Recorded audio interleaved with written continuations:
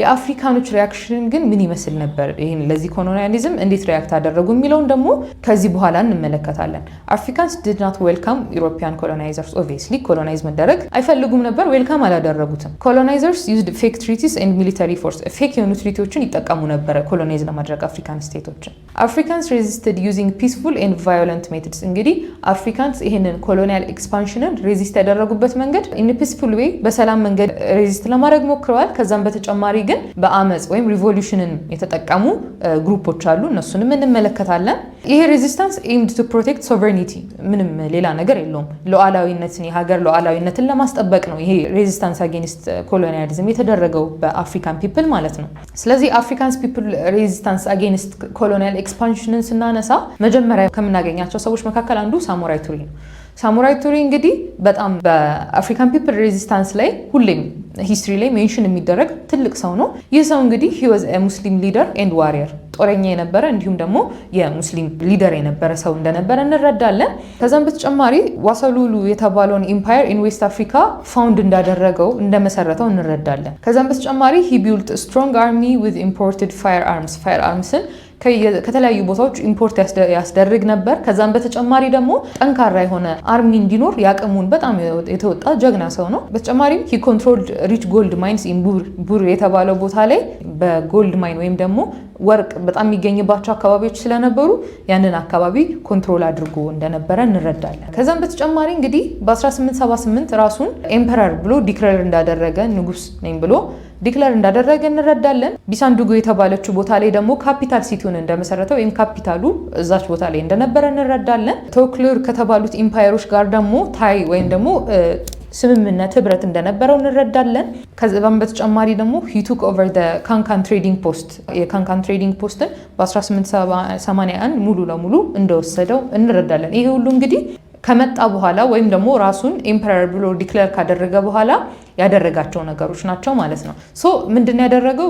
ልክ ይሄን ሁሉ ነገር ኢምፓየሩን ካደራጀ በኋላ ጠንካራ አርሚ ካደራጀ በኋላ ለማይቀርለት ከፍሬንች ጋር ለሚያደርገው ጦርነት ነው መዘጋጀት የጀመረው ማለት ነው። ፍሬንች ኤክስፓንሽን ሌድ ዋር ኢን 1882 እንግዲህ 1882 ላይ ፍሬንች ሳሙራይ ቱሪ ወደ ነበረበት አካባቢ ኤክስፓንድ ለማድረግ ጦርነት እንዳወጀች እንረዳለን። በዚህም ጦርነት እንግዲህ ሳሙራይስ ፎርስስ ሪፒልድ ዘ ፍሬንች አታክ እንግዲህ somehow survive አድርገውታል የፍሬንች አታክን። ከዛም በተጨማሪ tried to modernize army like the French አርሚያቸውን ወይም የሳሙራይ አርሚ ልክ እንደ ፍሬንች የሰለጠነ ሞደርናይዝ እንዲሆን ብዙ ጥረት እንዳደረጉ እንረዳለን። ይህም ካደረጋቸው ጥረቶች መካከል አንዱ he asked Britain for help in buying weapons ዊፐን በመግዛት ብሪተን እንድትተባበረው ማለትም እንድትሸጥለት ጠይቋል፣ ሪኩዌስት አድርጓል ማለት ነው። ተቀብሏለች አልተቀበለችም ወይ የሚለው ከዚህ በኋላ እናየዋለን። ስለዚህ ሳሙራይ ቱሪ ምን አይነት ቪክተሪዎችን አገኘ፣ የት ቦታዎች ላይ ያሸነፈ፣ በተቃራኒው ደግሞ የት ቦታዎች ላይ ተሸነፈ የሚለውን እናያለን ማለት ነው። he won battles and expelled French from ቡሪ ከተባለ ቦታ ላይ በ1885 ፍሬንቾችን ሙሉ ለሙሉ አሸንፎ እንዳባረራቸው ከዛ ቦታ ላይ እንረዳለን። የሳሙራይ ቱሪ አርሚ ቦዝ ኢንፋንትሪ እና ካቫለሪ ነበሩ። የእግረኛና ፈረሰኛ ጦረኛ የምንለው ማለት ነው። እግረኛ ጦረኛ አለ፣ ፈረሰኛ ጦረኛ አለ። ሁለቱንም የነበረው ሰው ነው ማለት ነው ይህ ሰው። ነገር ግን በ1892 ካፒታሉን ቢሳንዱጉ ያልናት ካፒታሉን እንዳጣት እንረዳለን፣ ሉዝ እንዳደረገ እንረዳለን። ከዚህም በኋላ እንግዲህ ለመሸነፉም አንድ ምክንያት የሆነው ብሪቴን ስቶፕድ ሴሊንግ ዌፐንስ ቱ ሳሙራይ ዊፐኖችን ኮንትሪቢዩት የምታደርገው እንግዲህ ብሪቴን ነበረች። ሪኩዌስት አድርጓል ብለናል ቀደም ብለን ሜንሽን ባደረግነው በዊፐን ሰፖርት እንድታደርገው ሪኩዌስቱን ተቀብላ ነበር። ነገር ግን ከሆነ ታይም በኋላ ዊፐኖቹን መስጠት እንዳቆመች እንረዳለን። በዚህም ምክንያት ቀስ ቀስ እያለ የሳሙራይ ቱሪ ቪክቶሪ እየቀነሰ እንደመጣና መጨረሻም ላይ ዲፊት እንደተደረገ እናያለን። ነገር ግን ፋይናል ሬዚስታንስ እና ዲፊቱ ምን ይመስል እንደነበረ እንመልከት። ሶ ዲፊት ከመደረጉ በፊት አሊያንስ ፈጥሮ ነበር አሻንቲ ኢምፓየር ከምንለው ጋር ማለት ነው፣ ህብረት ፈጥሮ ነበር። ነገር ግን አሳንቴ were defeated by British in 1897 በ1897 አሻንቲ የሚባሉት ራሳቸው በብሪቲሽ ዲፊትድ ሆኖ ነበር። ስለዚህ በዚህ ምክንያት እንዳልተጠቀመ እንረዳለን። ሳሙራይ lost most of his empire in 1898 በአብዛኛውን የራሱን ግዛቶች እየተነጠቀ እንደመጣ አብሶ በፍሬንች አርሚ እየተሸነፈ እንደመጣ እንረዳለን። ከዚህም በኋላ እንግዲህ surrendered to France ለፍራንስ እጅ እንደሰጠና ከዛ በኋላም ተሰዶ በዛው በስደት ላይ እንዳለ እንደሞተ እንረዳለን። በ1900 እንግዲህ ሞቷል ማለት ነው። ሳሙራይ ቱሪ እንግዲህ የራሱ የሆነ አስተዋጽኦ አበርክቷል። አፍሪካን ፒፕል ሬዚስታንስ አጌንስት ኮሎኒያል ኤክስፓንሽን ላይ የራሱን የሆነ አሻራ ያሳረፈ ሰው ነው። መጨረሻ ላይ ምንም ያህል ቢሸነፍ እጅ ቢሰጥና ቢሞትም ነገር ግን መሀል ላይ ያደረገው ስትራግል ደግሞ ሜንሽን ሳይደረግ የማይታለፍ ትልቅ ሰው ነው ማለት ነው። የሳሙራይ ቱሪ ሬዚስታንሱ ለምን ፌል አደረገ ወይም አልተሳካም ካላችሁ የመጀመሪያው ሬዚስታንስ ዋዝ ናት ዌል ኦርጋናይዝድ የነበረ አልነበረም። ልክ እንደ ፍሬንቾቹ ሊሆን አይችልም። ስለዚህ ዌል ኦርጋናይዝድ ስላልነበረ ለመሸነፉ አንደኛው ምክንያት ዌል ኦርጋናይዝድ አለመሆኑ ነው ማለት ነው። ዩሮፒያን ሃድ ቤተር ትሬኒንግ ኤንድ ዊፐንስ።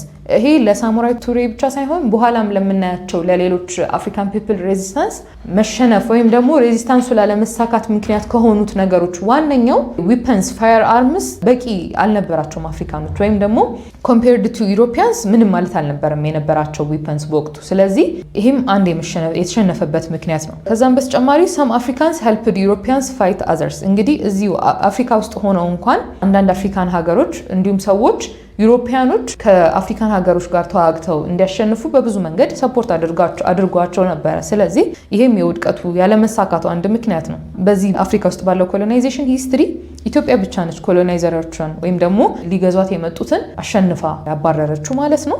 ይህም የአድዋ ጦርነት በ1896 በተደረገው የአድዋ ጦርነት እንግዲህ ሁሌ ሜንሽን የምናደርገው ኢትዮጵያዊ በመሆናችን ከምንኮራባቸው ጦርነቶች በጣም ቀዳሚውን ስፍራ የሚይዘው አድዋ ነው። ዛሬ ላለንበት ነፃነት ምክንያት የሆነ ጦርነት ነው ይህ የአድዋ ጦርነት። ስለዚህ በዛ ወቅት ከነበሩት አፍሪካን ሀገራት ኢትዮጵያ ብቻ ነች ኮሎናይዘሮቿን አሸንፋ መመለስ የቻለችው ማለት ነው።